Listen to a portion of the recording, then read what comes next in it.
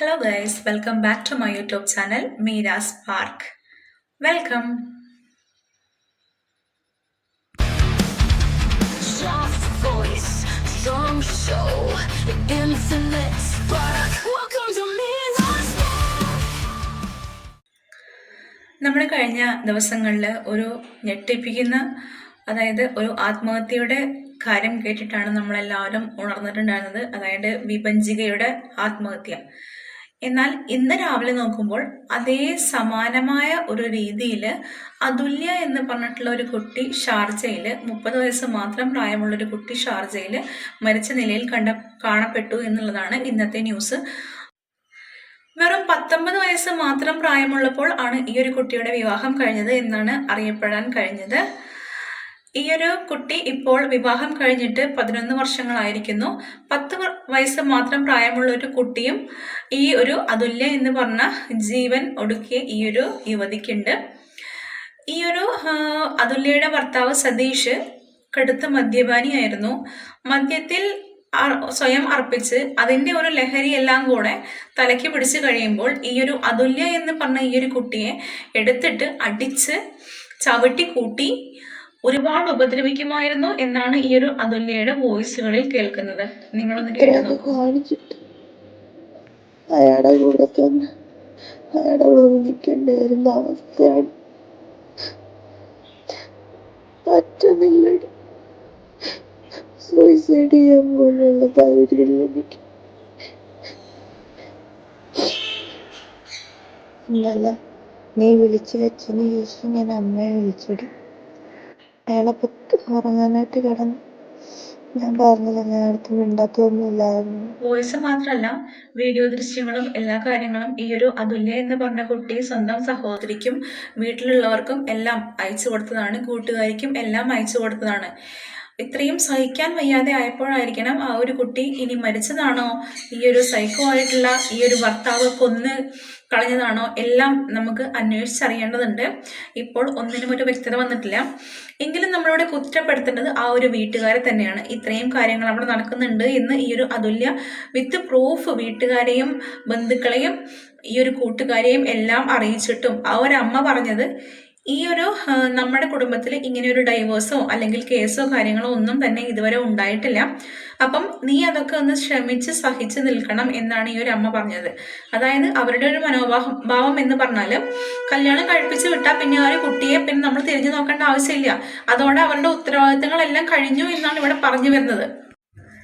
ഈ ഒരു അതുല്യ എന്ന് പറയുന്ന പെൺകുട്ടി വിത്ത് പ്രൂഫ് എല്ലാ കാര്യങ്ങളും ആ ഒരു കുട്ടി എന്തൊക്കെ ക്രൂരമായ പീഡനങ്ങളാണ് അനുഭവിക്കുന്ന കാര്യങ്ങളെല്ലാം ഈ ഒരു കുടുംബത്തെ അറിയിച്ച് സ്വന്തം അച്ഛനെയും അമ്മയെയും അറിയിച്ചപ്പോൾ അത് അവർ കണക്കിലെടുത്ത് ആ കുട്ടിയോട് പറയുകയാണ് വേണ്ടിയിരുന്നത്. ഇനി ആ ഒരു വിവാഹ ജീവിതത്തിൽ നീ തുടരേണ്ട ആവശ്യമില്ല. ഇത്തരം കാര്യങ്ങളെല്ലാം ആ ഒരു അതുല്യ എന്ന് പറഞ്ഞ കുട്ടി മാതാപിതാക്കളെ അറിയിച്ചപ്പോൾ അവരെടുക്കേണ്ട തീരുമാനം എന്തായിരുന്നു? നീ എന്നാ ഇനി അവിടെ ജീവിച്ചത് മതി, നീ ഇങ്ങോട്ട് പോര്, ഞങ്ങളുടെ കൂടെ താമസിക്കാം എന്നുള്ള കാര്യം പറയേണ്ടടുത്ത് അവര് പറഞ്ഞത്, എല്ലാ കാര്യങ്ങളും സഹിച്ച് ക്ഷമിച്ച് നീ അവിടെ നിൽക്കണം, അതാണ് നമ്മുടെ കുടുംബത്തിന്റെ അന്തസ്സിന് നല്ലത് എന്നാണ് അവർ പറഞ്ഞത്. കുടുംബത്തിന്റെ അന്തസ് നോക്കി ഇപ്പം എന്തുണ്ടായി? ആ ഒരു കുട്ടിയുടെ ജീവിതം പോയി. ഈ ഭൂമിയിൽ നിന്ന് തന്നെ ആ ഒരു കുട്ടിയെ കുടുംബത്തിന്റെ അന്തസ് പറഞ്ഞയച്ചു എന്നുള്ളതാണ് ഇപ്പം മനസ്സിലാക്കാൻ പറ്റുന്നത്. ഒരു കാര്യം നമ്മൾ ഓർക്കണം, നമ്മുടെ ജീവിതം അത് അനുഭവിക്കുന്നത്, അത് ജീവിക്കുന്നത് നമ്മളാണ്, അല്ലാതെ നമ്മുടെ സമൂഹമോ അച്ഛനോ അമ്മയോ സഹോദരങ്ങളോ ഒന്നുമല്ല നമ്മുടെ ജീവിതം ജീവിക്കുന്നത്, അത് നമ്മളാണ്. നമ്മൾ അനുഭവിക്കുന്ന സങ്കടങ്ങളും കഷ്ടപ്പാടുകളും ഈ സന്തോഷമായിക്കോട്ടെ, അത് മറ്റൊരാൾക്ക് കേൾക്കുമ്പോൾ കുറച്ചു നേരത്തേക്ക് മാത്രമുള്ളൊരു കഥയോ അല്ലെങ്കിൽ കുറച്ചു നേരം ഒരു ദുഃഖം തോന്നുന്ന കഥ മാത്രമായിരിക്കും. പക്ഷെ അത് ലൈഫ് ലോങ് അനുഭവിക്കുന്ന നമ്മൾക്ക് മാത്രമാണ് അത് ജീവിതം. അപ്പം ആ ഒരു ജീവിതത്തിൽ നിന്ന് ഒരു ഡിസിഷൻ എടുക്കുമ്പോൾ അത് നമ്മുടെ മാത്രമായിട്ടുള്ള ഡിസിഷൻ ആവണം. നമ്മുടെ സേഫ് എന്താണ്, നമ്മുടെ സേഫ്റ്റി എന്താണെന്ന് നമ്മൾ തിരിച്ചറിഞ്ഞ് നമ്മൾ മുന്നോട്ട് പോവാണ് വേണ്ടത്. അല്ലാതെ അച്ഛൻ എന്ത് പറയും, അമ്മ എന്ത് പറയും, നാട്ടുകാരെന്ത് പറയും, അവരെ ബോധിപ്പിച്ച് ജീവിക്കേണ്ട ഒരാവശ്യമില്ല. വീണ്ടും വീണ്ടും പെൺകുട്ടികൾ ഇങ്ങനെ മണ്ടത്തരം കാണിക്കുന്നതിനെ കുറിച്ച് എനിക്കുണ്ടായ അഭിപ്രായമാണ്. ഇപ്പം എല്ലാവരുടെയും, അതായത് നാട്ടുകാരുടെയും വീട്ടുകാരുടെയും എല്ലാം മാനം രക്ഷിച്ചു, സ്വന്തം ജീവിതം കളഞ്ഞു എന്ന് മാത്രമേ ഇപ്പൊ പറയാനുള്ളൂ. ഇപ്പൊ ആ വീട്ടുകാരുടെ മാനം ഒന്നും പോയില്ലേ? ഞാൻ ചോദിക്കുകയാണ്, ഇപ്പൊ ആ വീട്ടുകാരുടെ മാനമൊന്നും പോയില്ലേ? അവർക്കിപ്പം ഭയങ്കരമായിട്ടും അന്തസ്സായോ? ആ ഒരു കുട്ടി ഇങ്ങനെ പീഡിപ്പിക്കപ്പെടുന്നുണ്ടെന്ന് അറിയുമ്പോൾ തന്നെ അവളെ ആ ഒരു ബന്ധത്തിൽ നിന്ന് രക്ഷിച്ചു കൊണ്ടുവരുന്നതിന് പകരം അതിലേക്ക് പിന്നെയും തള്ളി കുഴിയിലിടുകയാണ് ചെയ്തത്. ഇവിടെ യഥാർത്ഥത്തിൽ കൊലയാളി എന്ന് പറയുന്നത് ആ ഒരു ഭർത്താവായ സതീഷാണെന്ന് എനിക്ക് പറയാൻ പറ്റില്ല. ഈ ഒരു മാതാപിതാക്കൾ തന്നെയാണ്. കാരണം അവരെ ആ ഒരു അതുല്യയെ ആ ഒരു ബന്ധത്തിൽ നിന്ന് രക്ഷിക്കേണ്ടതിന് പകരം പിന്നെയും അതിലോട്ട് തന്നെ ചാടിച്ച് ഉന്തിയിടുകയാണ് ഈ ഒരു മാതാപിതാക്കൾ ചെയ്തത്.